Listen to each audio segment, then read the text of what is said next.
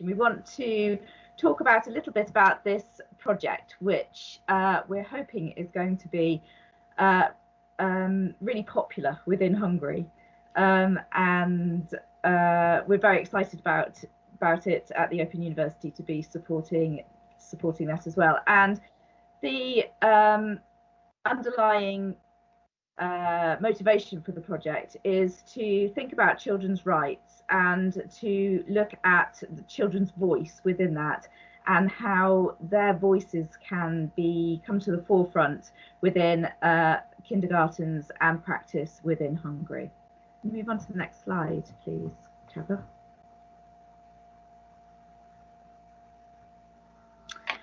So you can see there how we're right at the beginning of the project. We've just actually finished the pilot stage. We're going into the main study coming into April and into May, but we've used the time from the beginning of this year till now to run a pilot with 5 kindergartens and 6 pedagogues across Hungary.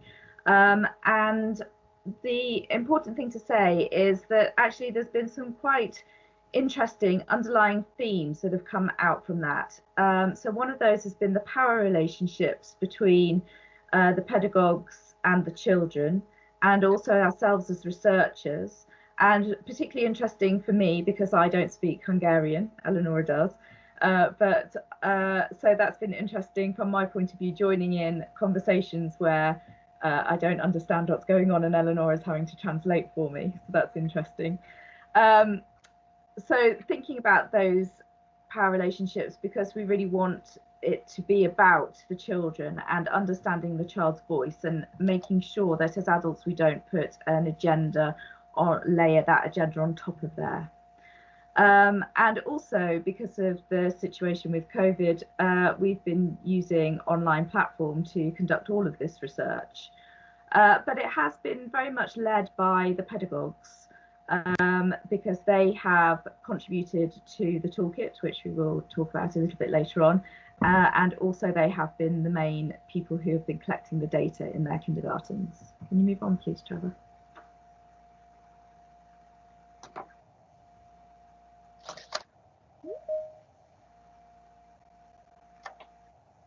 Can you the slide? Thank you. Yeah. So we've adopted the mosaic approach as a way of structuring the research, because it affords us the opportunity to listen and acknowledge children within a way in which that they can express themselves, and we can then reflect on what's happening and what's important for those children through the activities that they want to do and that they've chosen to do. Can you, next slide, please?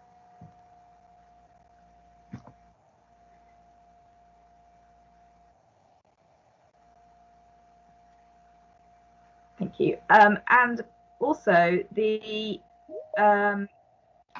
interesting thing about that is whilst the pedagogues are using the tools, they're also then thinking about questions as well, about their relationships with the children, and thinking about kind of the data that they are collecting and how they're collecting that data as well. So also very much a big part of this is that being able to reflect on your own practice and also be able to stand back from practice to understand what's happening for children and their children's voices coming through that.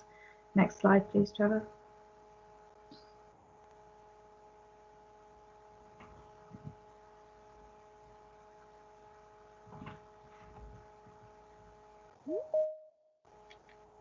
Can you move it forward? Thank you. Sorry. Yeah, just to say there seems to be a little delay between when I press it and comes through, but it is on its way. Apologies for that. Sorry. All right, sorry.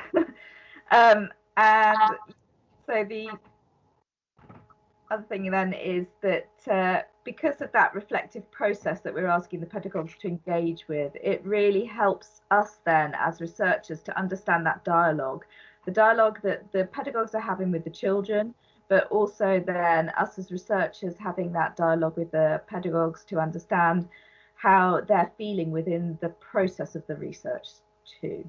So we want it to be child-centered, and we want the child's voice to come through that, and using the mosaic approach is a way in which we are kind of facilitating that. Okay, next slide, please.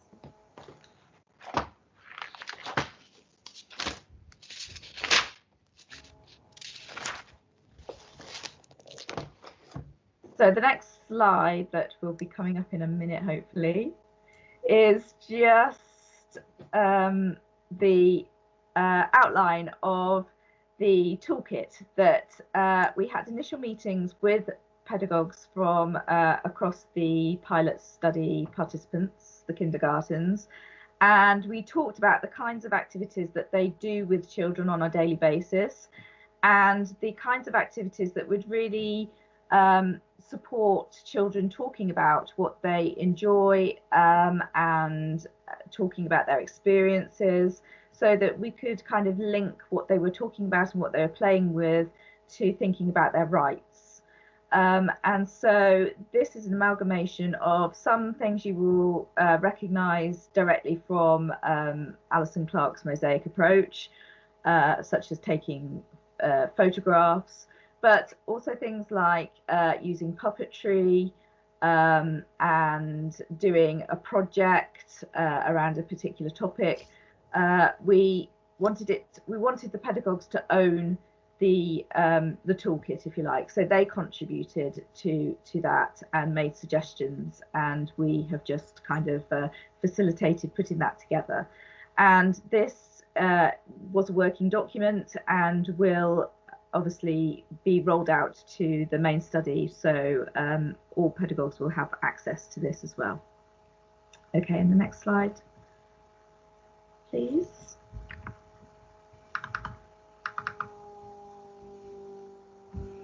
That should come through. It's on its way. So I'm going to hand over to Eleonora now, who's going to talk about the different settings that were involved in this pilot stage. Yes, hello everyone. I'm Eleonora here. So after Natalie's introduction of the approach that we have taken and kind of the philosophical stance we have taken, now here's the exciting stuff. You know, that it's all about the pilot study. So as you can see, as Natalie said, we had 6 participants from 5 kindergartens. Some of these participants are actually here in the seminar, so welcome. I know, Noemi, you are here, so very welcome. As you can see, the kindergartens are rather large in a sense that the child numbers range between 109 and 216. And these children are allocated to either same age or multi-age groups. So the age range we are looking at is 2.5 to rising 6s. Kindergarten education is compulsory in Hungary from the age of 3, and it's all government funded. Hungary is one of the top 9 countries, OECD countries, where enrollment in early childhood education and care is well above 90%. So 95% of 3-year-olds are in kindergartens and 98% of 4-year-olds are in kindergartens. So 4 of the pilot settings are government funded, local authority maintained and governed, and 1 is run by the Catholic Church. There's another type of provision, early childhood provision in Hungary, which is the private sector. 10% of settings are private, 90% are state funded. And although in the pilot study we did not have representatives from the private sector, we will have a couple from the capital city of Budapest for the main study. And this actually, in terms of sampling, is representative of the funding status of the kindergartens in Hungary. Kindergartens and the pedagogues enjoy a really high level of autonomy in interpreting and implementing the national curriculum for kindergarten education. And it is a legislative requirement that each kindergarten personalizes the national core program. The core program is a 11-12 page document, so quite a small one compared to the early years foundation stage that we use here in England. Those of you who are familiar with it, quite hefty documents. Now that core program is 10-11 pages, 11-12 pages. And the key principles are laid out, and each kindergarten is required to personalize that core curriculum to their own circumstances and create their own local programs. This pedagogical pluralism is a result of the changes after the collapse of socialism in Hungary. So it's late 80s, early 90s. And this core program was established in 1996. So the kindergartens in the pilot have local programs that focus on nurturing talent, environmental issues, sustainability, early citizenship, folk tradition, nurturing mother tongue, and so on. So it's quite varied and really quite interesting to see.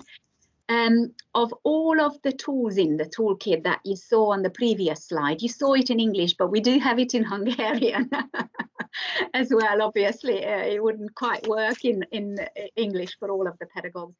So the tools were grouped in under 8 themes, and out of those, the pilot selected these. So they were looking at circle time, talking time.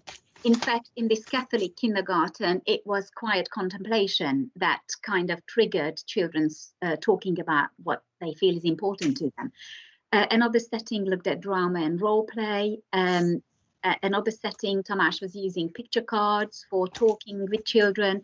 There was another setting who managed to do a bit of baking, salad making.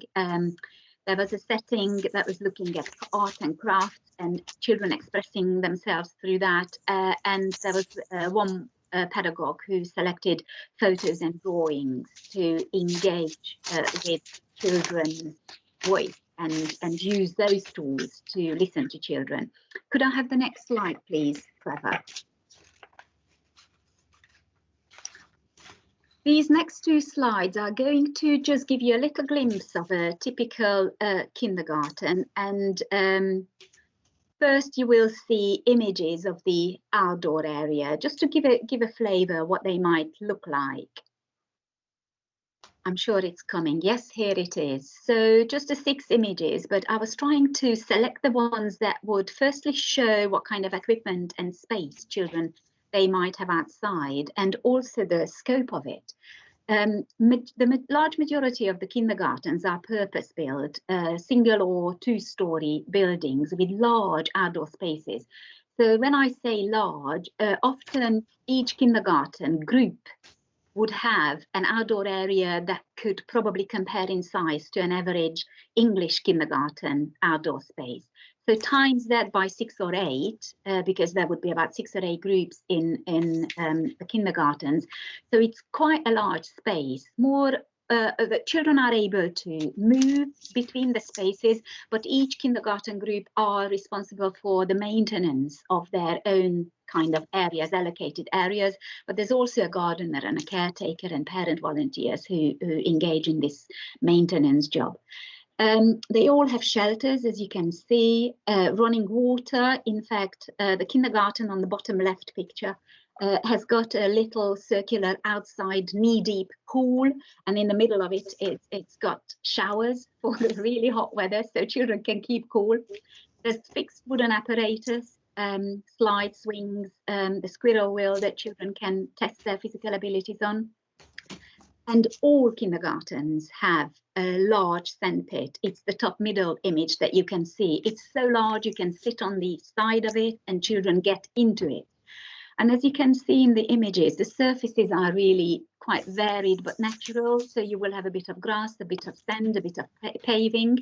And I have to be honest, I am yet to see shock absorbent surfaces or artificial grass in the outside areas in Hungarian kindergartens. So the next slide, if you could move on to that, Trevor, please, is a short video footage, which is created by our Hungarian researcher colleague, Dr. Sándor Pálffy, in one of the kindergartens who are going to take part in the study, in the main study. So once the video starts playing, I will try and explain what you are seeing. So we have seen the outdoors, now we are on the indoors. Can we play the video, Trevor, please?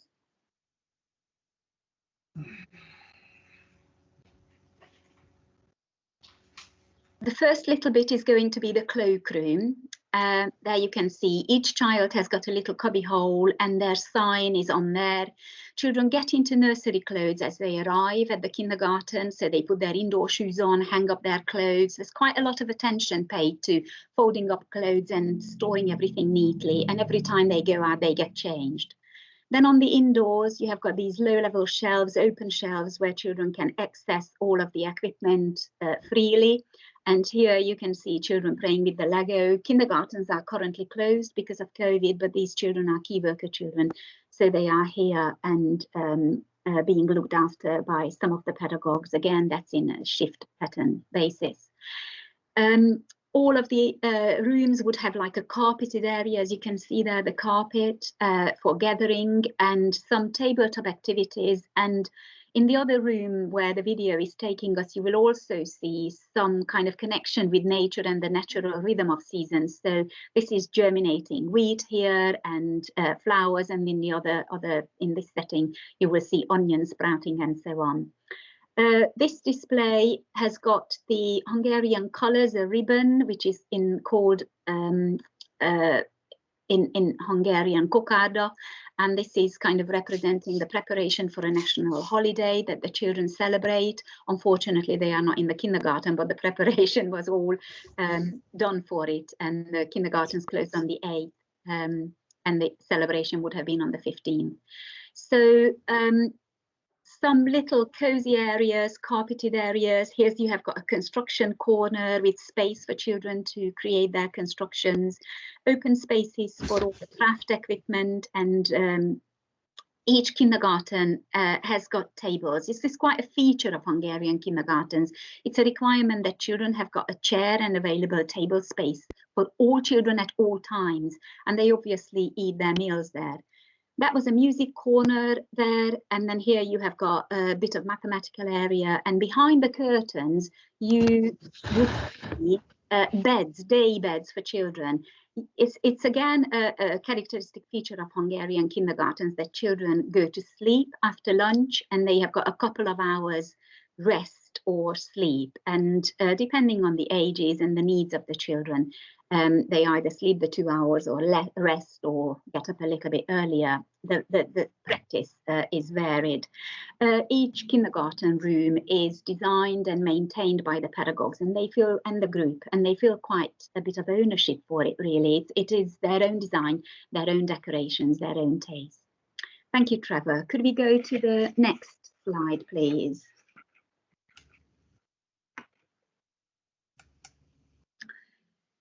Right, so here on this slide, we have decided to share with you the 4 key pointers for the pilot participants to guide them in their engagement with children as they use the tools of the toolkit for listening, and to ensure that they engage with their voices and what they are telling you and what their behavior is showing you, instead of making the assumptions, you know, what things might mean. Because those of you who are practitioners, you know, when you are with children, there's kind of information overload. Every sense is fired up, and your ears, your eyes, everything is on the children.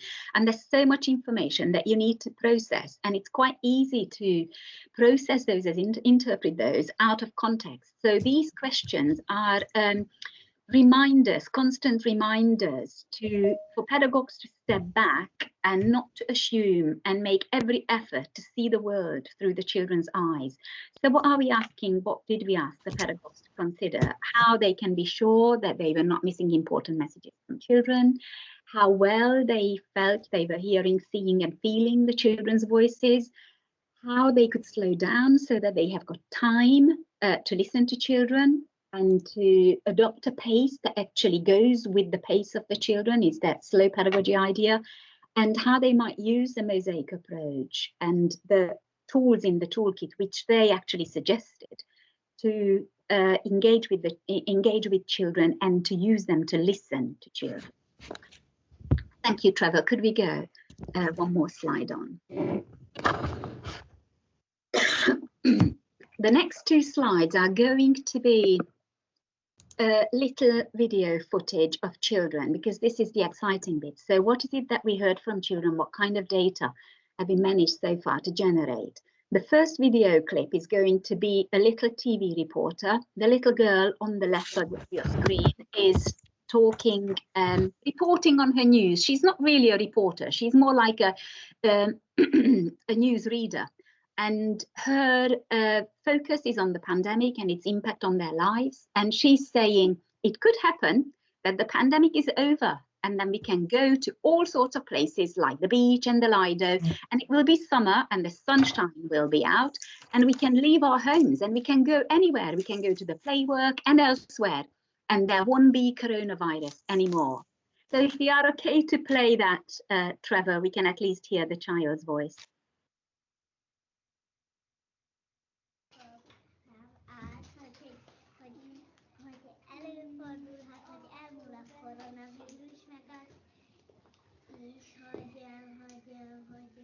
Hogy mindenki mit, és akkor mindenhová lehet menni, tenger, partra, parádra, és nyár lesz, és akkor mindenhová lehet menni, sütni fog a nap, és otthonról el lehet menni, és akkor lehet úgy játszótérbe, és mindenhová lehet menni, és már nem lesz csak koronavírus. Wonderful, thank you. And then the next video is a little bit of role play, small world play with dinosaurs, and the children are particularly focused on the use of water, how the dinosaurs might use water, access to water to drink, to bath, and to brush their teeth. Although they haven't got toothbrushes, but one of the little girls is helping the dinosaur to wash its tiny, tiny, tiny teeth. If you could go with that video, please, Trevor.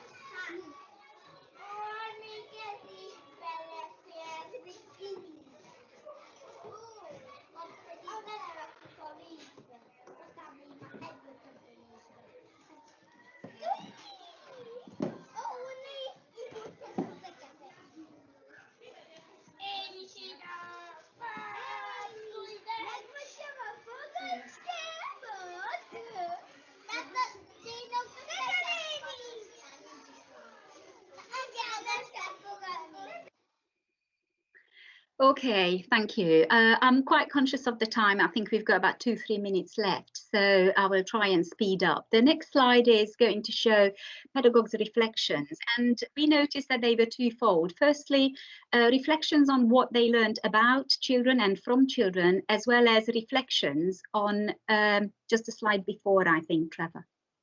Oh no, sorry, I am jumping in. It's Natalie's next.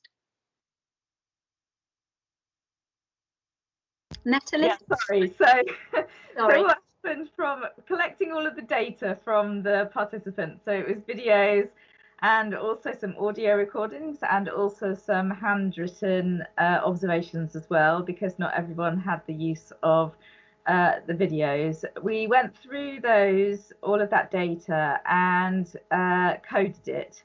So you can see some of the codes there. And then from the codes, we then grouped those together into themes, so you can see the themes on the left hand side of that. So Trevor, could you go on to the next slide, please? The next slide shows how then we have mapped the themes onto the 4 main ideas about children's rights. So participation, survival, development and protection, and how they overlap, but then how the themes also overlap onto those children's rights as well. So that's just an indication of how we've started to analyse the data that we're receiving from the different kindergartens and from the children's voices through using the different tools. Okay, thank you, Trevor. Next slide, and then I'm handing back. And then yes, that will be my slide. Sorry, I'll try to jump in. It is about pedagogue reflections, and like I mentioned earlier, the pedagogues were reflecting on what they learned from and about the children, as well as their own journey throughout this pilot project. And what they learned from the children, you will see there will be some unexpected findings of, for example, a little girl opening up completely who never did before, always came in as Elsa from Frozen. And when she was given a camera, the pedagogue expected her to be taking the camera to the dressing up area just to take photographs of all of the costumes that they have got. But actually she didn't. She went to a couple of photos of the balloons and also her friends, several photographs of her friends. So that kind of gives us an indication what is important to that child and how easy it is to have expectations and preconceived ideas what they might have. In terms of their own reflections, the reflections were so interesting and we learned so much. The pedagogues have come on a long journey from trying to meet the expectations of the research study and kind of fulfill the requirements, all requirements I feel that they had or they thought we had for them to complete in terms of the data generation, to actually recognizing that following the children and following their lead is going to take them to more valuable places and richer data than if they are really focused on using the tool and creating an activity, but that they can orchestrate. So if you go to the next slide, Trevor, and then we are coming to the end, please do not worry, we are not running over much. You will see some of the suggestions that the pedagogues have made through the focus groups in terms of how we could improve the toolkit and what key messages we would like to give to the pedagogues who are going to take part in the main study, and that will be 111 in 31 kindergartens. And so many of them are about slowing down, allowing the children to lead, when choosing the tool, thinking about the group as well as the child, adjusting the tool and personalizing to the group of children that they are working with, and also having a go at using it as a group, using it in pairs, using it individuals. And what was really amazing and so valuable for us to hear is that parents were on board and parents loved the videos. Parents loved to see the data that the pedagogues generated and the children generated, and they felt genuine interest in that. And the pedagogues have then recognized that this is a really good tool for them to develop the relationship, the partnership working, and many of them commented on the fact how positive an experience it has been and how they are starting to look at children from a rights perspective already. So just the challenges for Natalie to sum up, and we are there. So the next slide is for Natalie. Yeah, so the next slide we talk a little bit about the challenges. And these are the challenges that we found through the pilot study, but they're also going to be the challenges that we're going to face as we move into the main study as well. So, you know, we want to give an authentic voice to the children, and we're doing that through the toolkit, but it's knowing that those experiences are a true reflection of what children think. So that's always going to be a bit of a challenge, because we're not those children, and those children, we're trying to tell their stories through different ways, but are we getting the child's authentic voice? And also that idea of an insider view as a researcher or an outsider view, and where we sit as researchers, but also where pedagogues sit as supporting children in their understanding and voicing their ideas about rights, but then also how they position themselves then as collecting that data and as researchers, but also as pedagogues. So they've got kind of that dual role there and how they do that. And also then we have this whole language issue and the translation and what gets lost in translation or what gets added in translation as well, through Hungarian to English, English into Hungarian. And in the main study, we're going to have a group of people who are Hungarian, who are going to analyse that data but then it will get translated back into English. So there's all those kind of methodological challenges around the project as well, which we will be working through as we continue through the process of the project. So thank you very much for listening, and we can do further discussion when we have a breakout.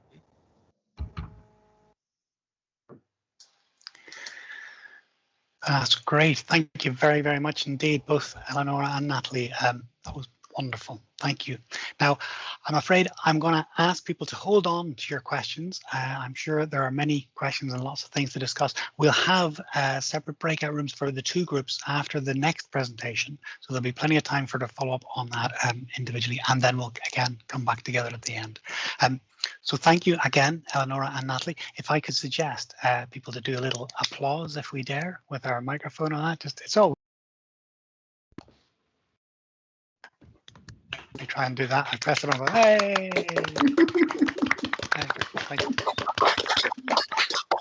We might be online, but we can certainly appreciate the work that's been done.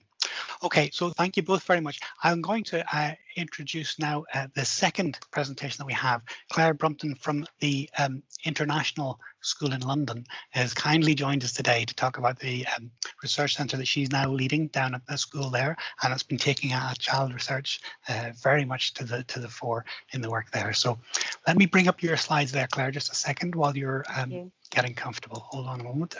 No problem.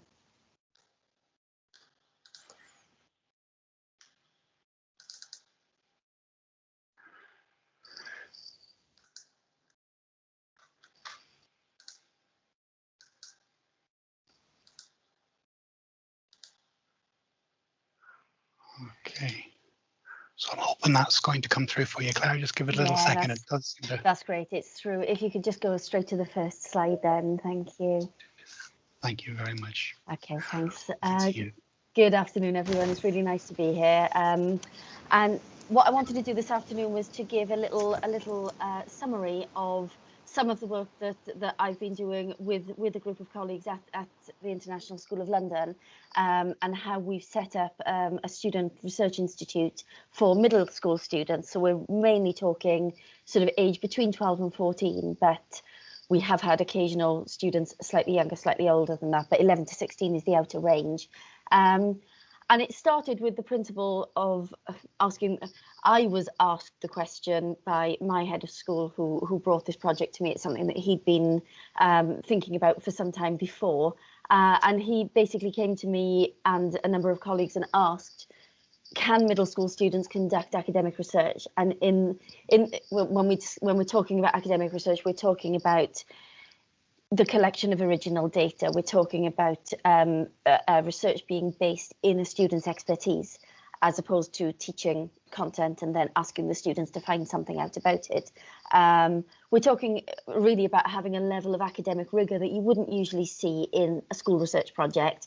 And really, in many cases, you wouldn't see even possibly within the undergraduate degree that many people would undertake. We're starting to look at the skills that would be required sort of maybe for postgraduate study.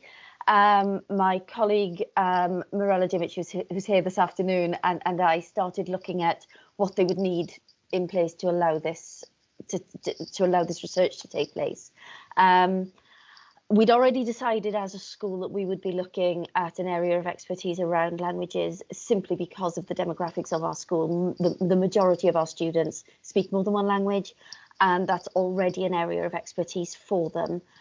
So it made sense that that should be the area of expertise that we look at. We've got a ready pool of participants. We've got a wealth of experience of staff and students who all have experience of this.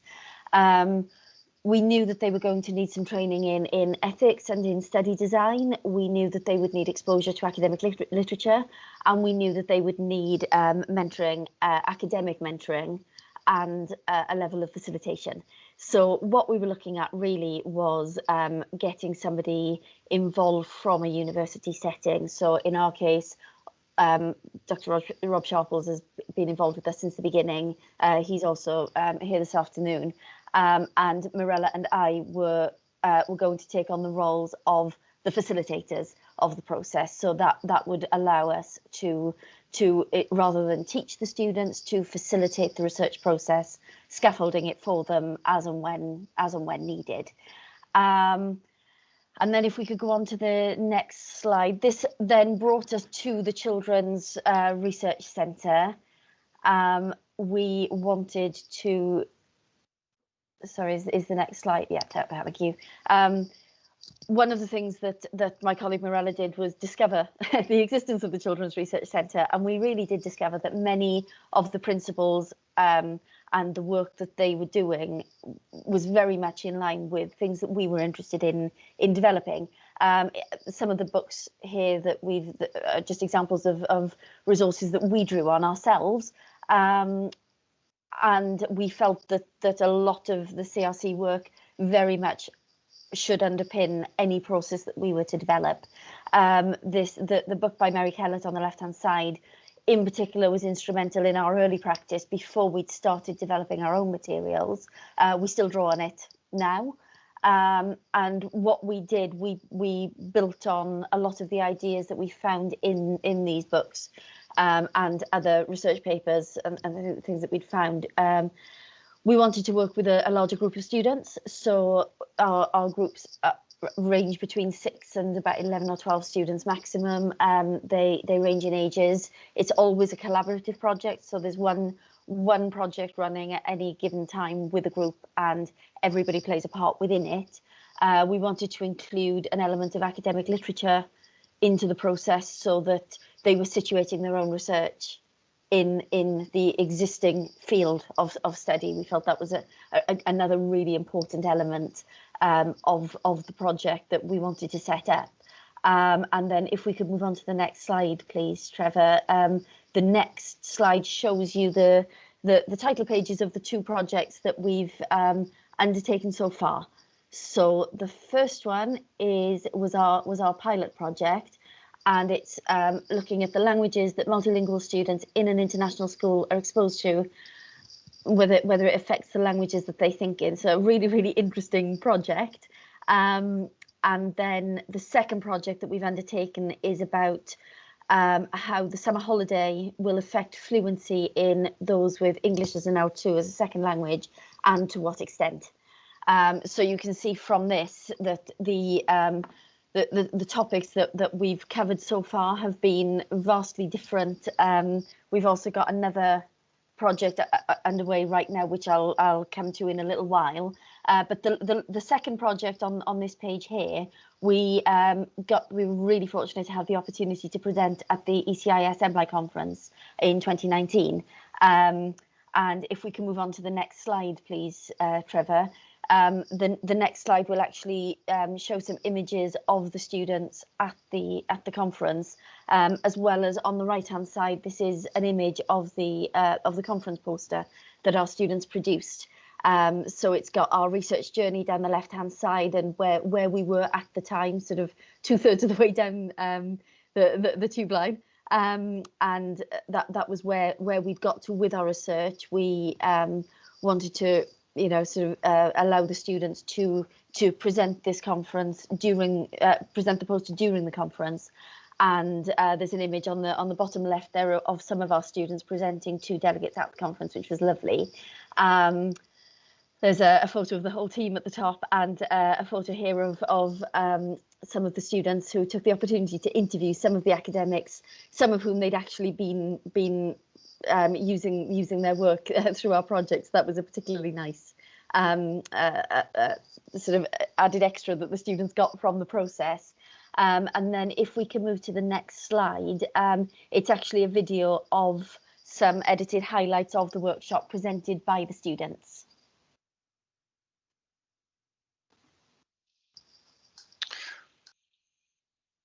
Just to check that, Claire, shall I bring up the video now for you? Yes, please. Yeah? Yes. Yeah, sorry. Bear with me a little minute. Thank you.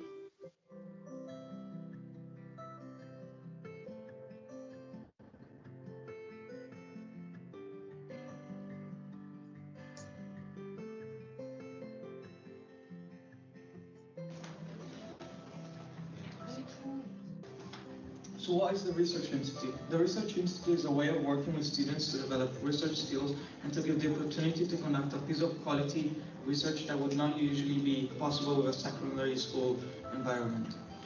The process is completely student-led, and it is a voluntary project which is full of opportunities. The staff are not teaching us, but guiding and helping us to figure how to get to a good research question, and then how to design a methodology to answer that question. Every member of the Research Institute is in their own way different from all the other members. We're all from different countries and all have different backgrounds and beliefs. In international schools, students' background is very rarely often used as a basis for research. The Research Institute takes our differences and turns them into unique research topics. To achieve this goal, we're working at a university level, collaborating alongside our research facilitators and an academic mentor, Mr. Rob. Well, we use language stories as a starting point for a research question. Using language stories, we have a chance to immerse more into the project as we're all international. We can see the connection between who we are and what we're doing. We are therefore more willing to carry out a research project such as this. It overall means more to us, and it's something really done in research which makes it unique. I was born in Algeria, and my mother is Algerian and my dad is Pakistani. And there I learned the Arabic Algerian dialect, which is called Idarja, and I learned French. And when I was really young, I moved to Scotland, where I started to learn English. And then I moved back to Algeria, where I lost my English, but continued learning French and Arabic. And then I moved to Canada, where I had to relearn English. But being a club like this, where everybody else is multilingual, it's really interesting for me because it gives me like a window to look at all of my friends' situations and how they see this. I found that growing up in a multicultural environment was confusing. For example, when I lived in Russia, I went to a French school but spoke to my family and friends mainly in Russian. If you asked me for my nationality then, I would reply that I'm Russian. However, when I moved to Paris at the age of 7 and when I was surrounded by native French speakers, I would consider myself as French. Then I moved to the International School of London. I knew that I could choose to represent myself as being from a country I felt most attached to, and for me that was the hardest part, choosing either France or Russia, because I had a sentimental attachment to both countries. So, being in an international environment made me realize that I don't have to choose between one country or the other. I realized that I could be both. So now, if someone were to ask me for my nationality, I would reply that I'm French and Russian. So now we're moving to the task part. And this is what we're gonna do next over the session. Using the paper that are on your chair, you could start thinking about your language story, the country you have moved in and the language you spoke or you're still speaking, and then write a broad timeline and complete it with your language experience.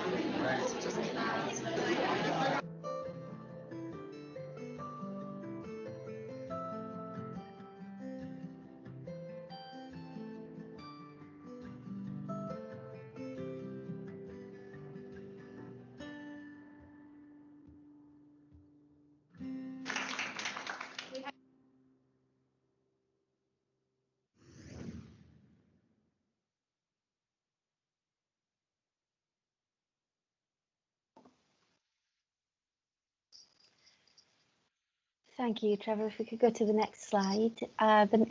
Obviously, what the students were looking at in the presentation at the conference was they were trying to show fellow teachers and academics how you could draw out a research question from different combinations of different people's experiences of language experiences and timelines, countries lived in, that sort of thing. That's one of the things that keeps the project quite fresh, because every group of students will have a different combination of experience that they can draw on. Now, the current experience, the current project that we're looking at is how new students are socialised into Language Habits at ISL. Now, this is a particularly interesting project for many, many reasons. One of which it's the first project where we've actively looked at our own school's language policy as part of the research. So that's part of the literature that we've drawn on. Obviously, the policy is a living document, as it were, within the school, and we felt it was really important to draw on that as one of our resources. And what you've got on the left-hand side here is an excerpt of our interview guide that we've used to interview new students to ISL, and the script that the students follow. We're hoping, we're still mid-project, we've collected our data, now we're in the middle of transcribing and about to start analysing, and we are hoping to ascertain whether the transition of new students into the school in practice is aligned with that within the policy. Obviously, like everything, at the moment this project has been hit by by the pandemic and by the lockdown, in the same way as all other academic research. We moved it online in March 2020, having just settled on a research question and a study design, and we're still meeting online weekly now. We've never been able to come back in person. We're hoping after Easter we can have some small groups in person. But due to the ongoing uncertainty and how things have changed over the last year, the study design has changed several times in terms of how we could collect our data and how students could meet with other students, whether online or in person, to interview them, obviously each of these permutations leads to a whole new study design conversation. So that part of the project has been much, much longer than we would have liked. And also the process of running our sessions online is very different to the sessions that we would run in person. In person, we would generally meet between 2 and 3 hours on a Wednesday afternoon every week. Right now we're meeting maybe for an hour maximum, and that includes the 5 minutes of everybody connecting and having a few IT problems along the way, and obviously the challenges that we've all been meeting on a daily basis, the students have also been meeting, but they've continued to attend, they've continued to show interest, but the level of engagement is different. The nuance of the work that we can do in person isn't there online, so we've had to do a lot of different things regarding working on shared documents and giving different pieces of work to different students to work on, because the collaborative element is much harder in this online environment. The timing of the sessions have had to change to fit in with other commitments at different times. Some of our researchers have left the school, some new researchers have joined, and actually to this date have never actually met us with a group in person. Although one student has left, relocated to Belgium, but still attends our sessions every week. So it's been a real mixed bag, but I think, we can be really pleased with the work that we've done with the students and the fact that we've kept it on track, albeit a longer sort of arc of time than we would have expected and hoped for. If we could go on to the next slide, Trevor, I just want to give a little taster of some of the work that we do, and these are all images from the early part of this project or previous projects when we were together in person. So the first part of I just want to show you sort of the different stages of the project and how we make it work, really. The first slide here, you can see on the top right, you've got one of our students, language and country timelines for where they've lived and languages they've spoken and picked up and learned along the way. On the left hand side, you've got an image of the students doing a thematic analysis of their combined language experiences, because once they've each identified that they've got a really interesting story to tell themselves, they then learn that everybody else also has a really interesting story. Everybody's lived in a different combination of countries, everybody's spoken a different combination of languages, and this is part of what we do to help the students realise that they've got a combined wealth of expertise that can be drawn on. And this lends itself very well to us not wanting to front load the project with content about a topic and any given topic that the students can then do some research on. This is very much grounded in literally their own voice in terms of languages, but also their own experience. Nobody is more of an expert in their own than themselves in their own experience, and that I think is a really powerful part of the project, and that's why languages in particular works for us. Although we can see that there is scope for this process lending itself to other lived experience. It doesn't have to be languages. Obviously, not every school has the demographic that we have. At the bottom here, you can see a group of students sort of putting together a little mind map sort of plan of who we are as a group. So that this was just all of the features that the individuals within the group brought to the team. So that's very much what we do at the beginning. It's partly sort of a team building exercise, but it's also where we draw out the students' own experience, which is what everything else is built on in the project. If we could go on to the next slide, the next thing that we then obviously have to do is to develop a research question, which, given that it's a collaborative project, can often be a little tricky. And we these are just examples of different activities that we've done to develop a research question, a little bit of funneling to really sort of specify exactly what we're looking for as a group. And on the board here you can see some scribbles that where we're analysing the feasibility of each research question. And then if we can go on to the next slide, please. I'm very aware of the time, and I've got another video to show which is slightly longer, so I do need to try and wrap up. The next part is about developing our students as researchers. So once they have a research question, our job as facilitators and academic mentor is to figure out how to support the students and how to scaffold them to collect data, to get the research done. So on this slide, you can see a lot of the work that our students have done. On the bottom left here, we've got a group of students who have read through parts of the language policy and have put together a little mind map of a presentation that they then presented to the rest of the group. We've got some areas here at top left where we're looking at different aspects and themes and questions that we could ask about one particular topic. Our current research question is the image in the bottom middle here, where once we started with that question, or once we agreed on that question as a first draft, we then had to try and figure out what the question actually meant and what that would require in terms of data collection. And then you've got an example on the bottom right here of an edited survey that we did on SurveyMonkey, but this was the paper copy that we were editing after the pilot, just to edit it and amend it to make it more to make the questions tighter and more appropriate. And then if we can move on to the next slide, please. This is where we start really analysing the work. So we've got a student here presenting the data set that he was analysing back to the rest of the group. We've got an image of the written report, the plan of the written report that one of our students put together, or that we put together as a group, or one of the students was making the notes for us before we could decide who was going to write each part of the academic report.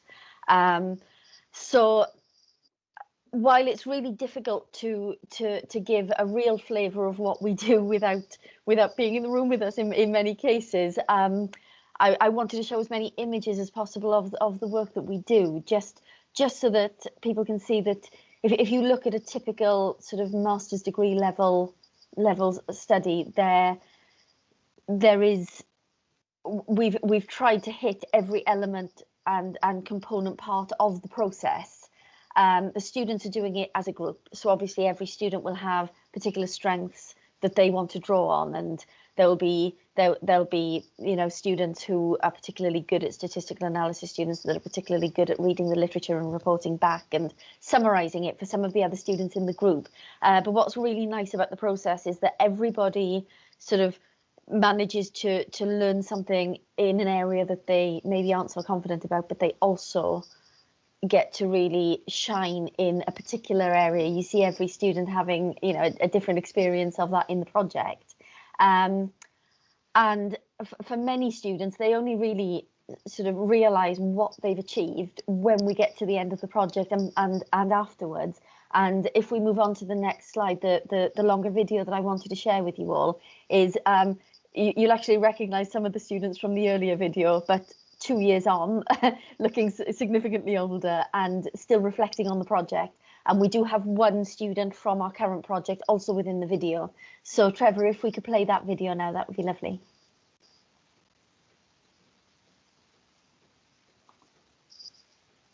One of the things I enjoyed most about the research and the cake every other week was the ability to work collaboratively with a lot of these classmates that I didn't know all too well beforehand, who I've become good friends with now over what was a really interesting project. Personally, I think my favorite part was the actual going to the conference.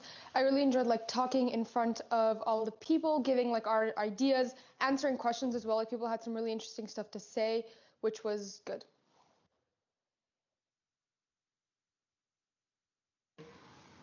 I think probably when we exhibited our data at the ECIS MLIE conference, I think that was such a great opportunity, and I got to meet so many great researchers, and I just had a great time overall and learned so much.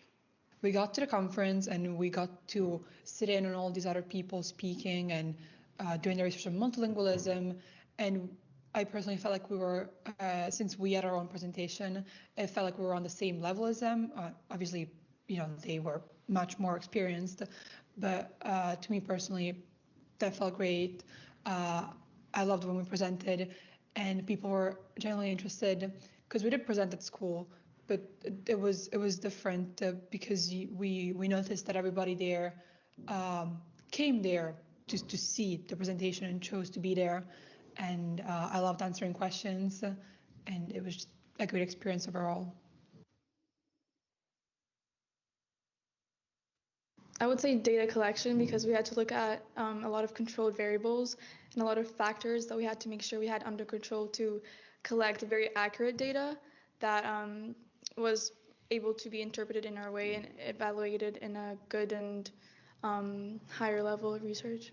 One thing that I think was challenging for everyone in the current research group was the transition from being able to work physically together to working digitally, and we're still working digitally now without any idea of when we're going to be able to work together physically again. I guess it was the conference, because I didn't know that there was such a big movement on the topic that we chose, because when we initially chose the topic about multilingualism, I thought it was going to be something which was not as big, and it was something that we had to do a lot of research on, because I thought it was a topic which was not explored yet. But then when we went to the conference and we met so many teachers and so many researchers from all over the world that came to that conference to discuss something this special, which we can all relate to. That was definitely something which shocked me, and I started to think, well, there's a lot more to just moving to a different country and learning a new language. Like, it's such a big community, and that was very fun. Well, it wasn't easy, obviously, because we had to work on it, but I thought it would be much harder than it was. I was a little nervous at first going in, but then we were always helped throughout even though it was student-led, then we were independent, we were helped a lot, I think, and because it was always presented to us as this is university level research, and that with me being in middle school, that was quite scary. It was something I always thought, you know, having learned English not that long ago, I was like, could I really do this? But I was actually surprised to find myself able to learn all these new things that were being taught to us and use them to create our research and I knew that I was able to get research done pretty well, but this club has helped show me that there's more than one way to research, and that even if like you think one way doesn't work for you, if you just try it, then you might learn that you've found a better way that you originally thought wouldn't work.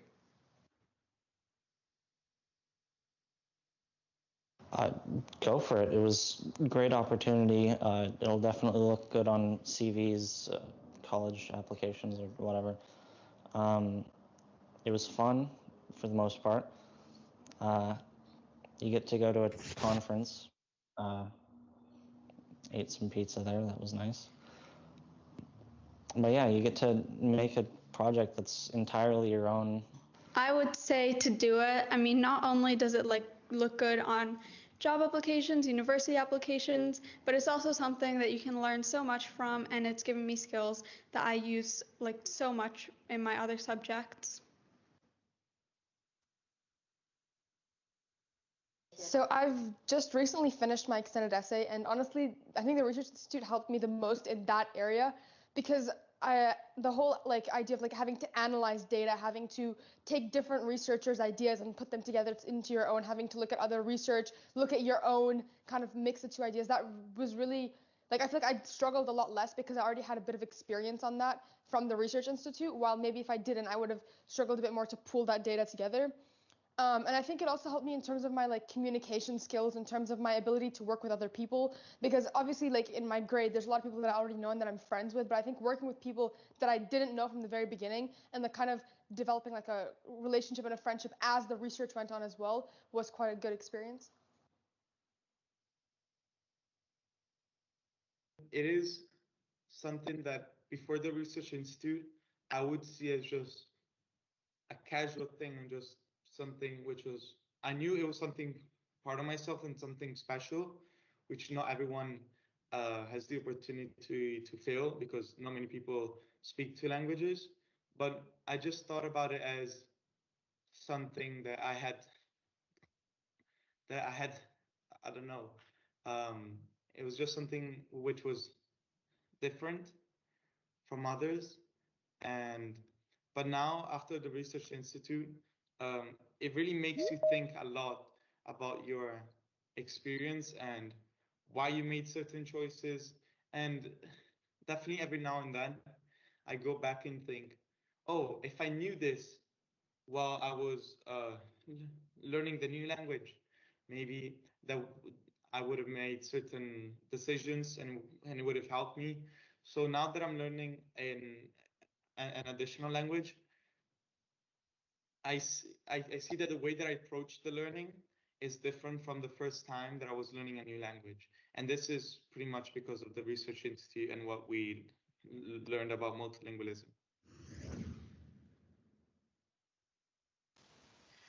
Now, I'm really aware of the time and that we've overrun a little. I just wanted to quickly say that not included in this video was the student from our first project who has used the experience within her university applications and is currently in the process of getting her offers. So I'm hoping that that's been an added extra on her applications.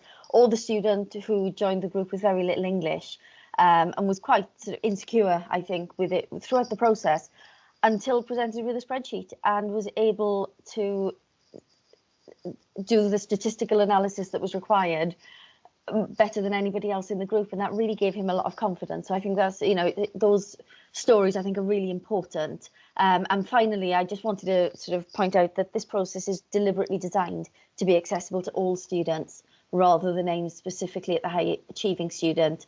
And I've got so much anecdotal evidence of the success of that approach in students that maybe wouldn't always be expected to be in a group like this, and the success that they've had.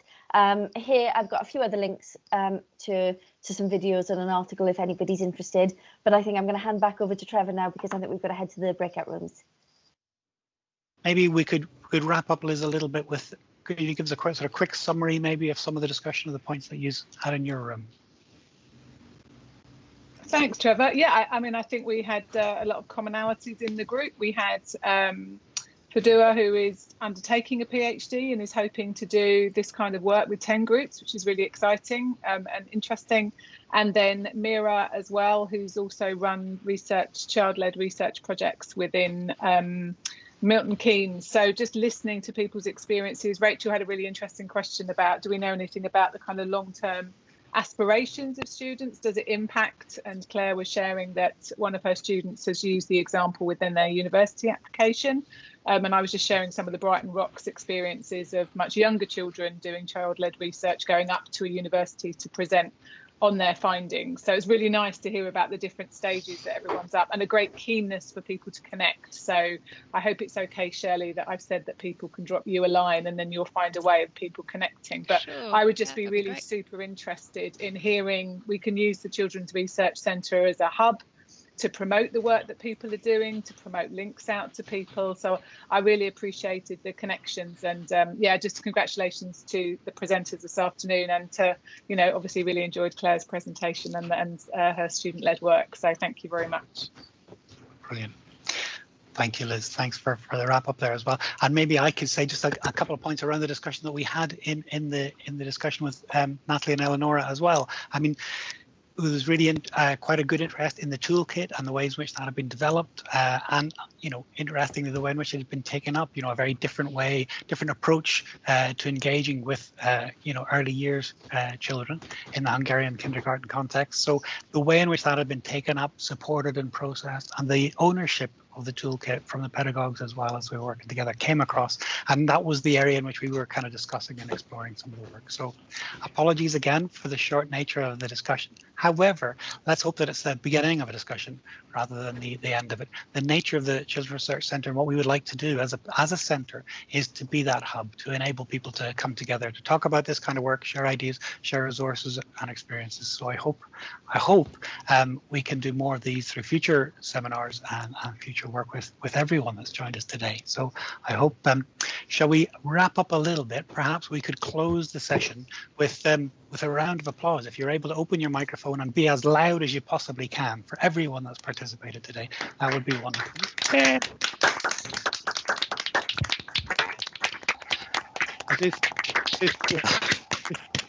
I do feel that the social interaction with groups online and the nature of these things online is a challenge. However, you know, we would be very lucky to get so many people come to come and visit us at the Open University in a physical seminar. So the online solution for this has really given us many opportunities. We're grateful for everyone that's joined us today. So thanks again for joining us. I'll bring up a last little slide there, the nature of these things. Just want to thank everyone for coming along today.